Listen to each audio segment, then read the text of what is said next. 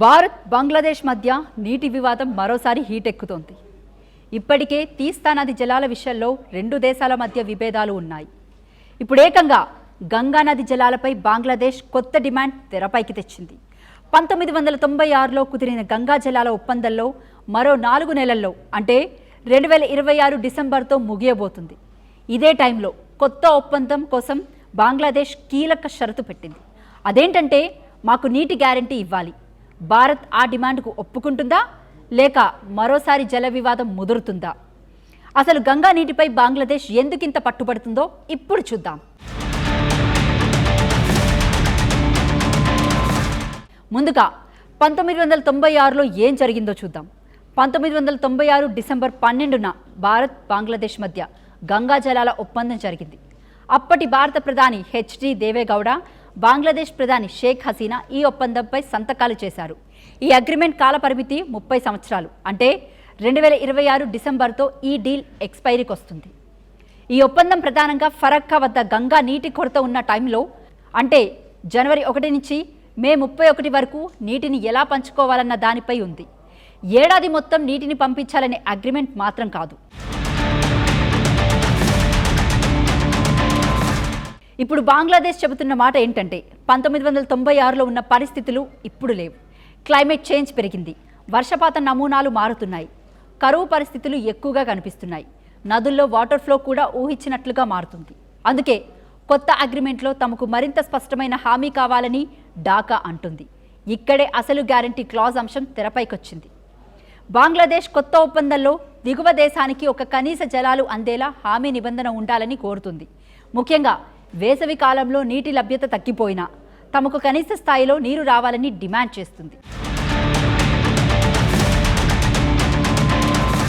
అంతేకాదు, right to information అనే నిబంధన కూడా కావాలని బంగ్లాదేశ్ కోరుతుంది.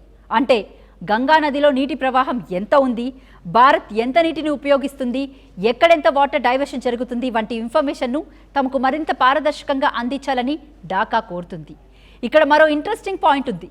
1997లో కుదిరిన గంగా ఒప్పందంలో గ్యారంటీ ప్రొవిజన్ ఉండేది, కానీ 1996 అగ్రిమెంట్లో ఆ ప్రొవిజన్ కనిపించలేదు. ఇప్పుడు దానిని మళ్ళీ కొత్త అగ్రిమెంట్లోకి తీసుకురావాలని బంగ్లాదేశ్ పట్టుబడుతుంది. అంటే బంగ్లాదేశ్ మెసేజ్ చాలా క్లియర్గా ఉంది. నీరు తక్కువగా ఉన్నప్పుడు కూడా మా వాటాకు గ్యారంటీ కావాలి.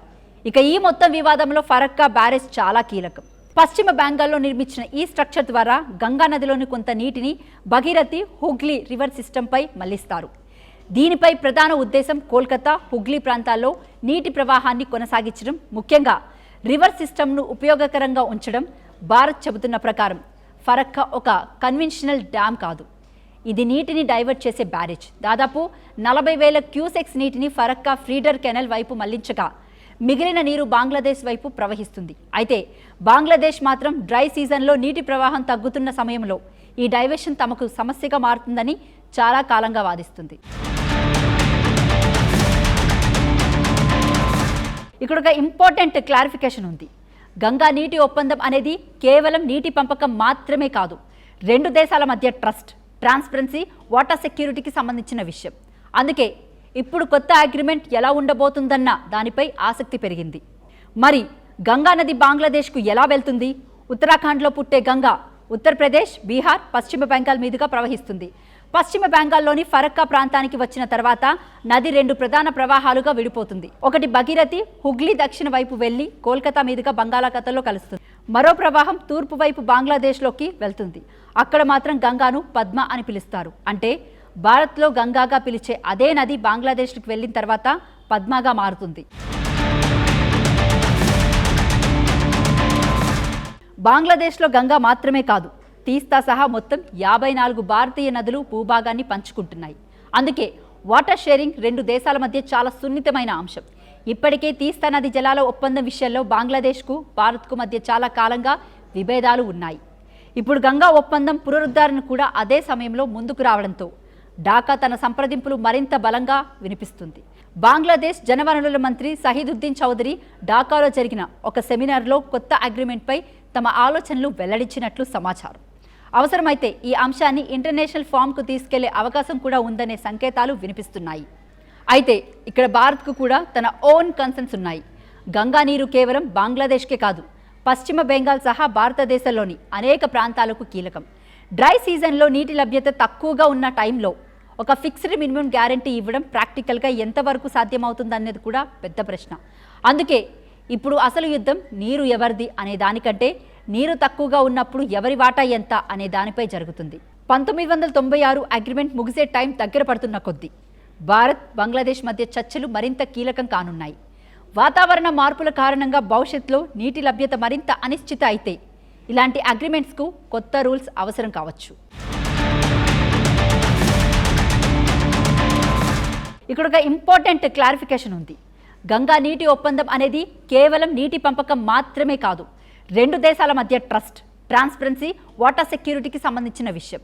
అందుకే ఇప్పుడు కొత్త అగ్రిమెంట్ ఎలా ఉండబోతుందన్న దానిపై ఆసక్తి పెరిగింది. మరి గంగా నది బంగ్లాదేశ్కు ఎలా వెళ్తుంది? ఉత్తరాఖండ్లో పుట్టే గంగా ఉత్తరప్రదేశ్, బీహార్, పశ్చిమ బెంగాల్ మీదుగా ప్రవహిస్తుంది. పశ్చిమ బెంగాల్లోని ఫరక్కా ప్రాంతానికి వచ్చిన తర్వాత నది రెండు ప్రధాన ప్రవాహాలుగా విడిపోతుంది. ఒకటి భగీరథి హుగ్లీ దక్షిణ వైపు వెళ్లి కోల్కతా మీదుగా బంగాళాఖాతంలో కలుస్తుంది. మరో ప్రవాహం తూర్పు వైపు బంగ్లాదేశ్లోకి వెళ్తుంది.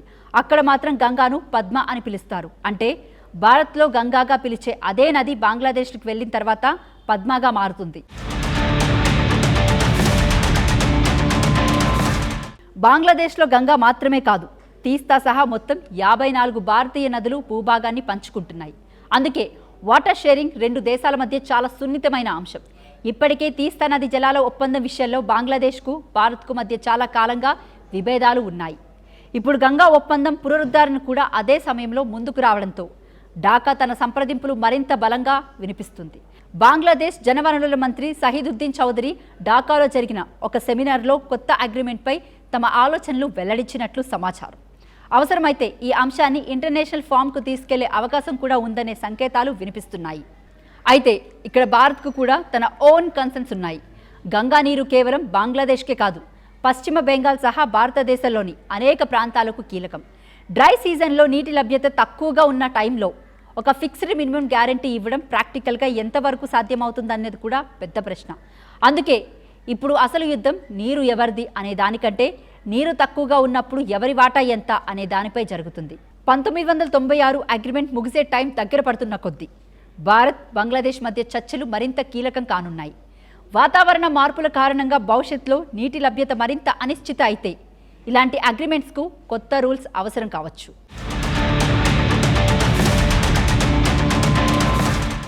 మొత్తానికి తీస్తా తర్వాత గంగా, బంగ్లాదేశ్ ఇప్పుడు guarantee clause, information sharing, minimum water అవైలబిలిటీపై గట్టిగా పట్టుబడుతుంది. భారత్కు మాత్రం తమ రాష్ట్రాల నీటి అవసరాలను, ఎగ్జిస్టింగ్ అరేంజ్మెంట్స్, ఆచరణాత్మక సాధ్యత కూడా ఇంపార్టెంట్. కాబట్టి 2026 డిసెంబర్లో 1996 గంగా జలాల ఒప్పందం ముగిసేలోపు రెండు దేశాలు కొత్త డీల్స్కు వస్తాయా? బంగ్లాదేశ్ కోరుతున్న గ్యారంటీ క్లాస్ వస్తుందా? లేక బేరసారాలు మరోసారి టఫ్ అవుతాయా? గంగా నీరు ఇప్పుడు కేవలం నది నీరు కాదు, భారత్ బంగ్లాదేశ్ సంబంధాల్లో ఇది ఒక కొత్త స్ట్రాటజిక్ ఇష్యూ. కొత్త అగ్రిమెంట్ ఎలా ఉండబోతుందో రాబోయే రోజుల్లో అదే అసలు ఆసక్తికరమైన విషయం.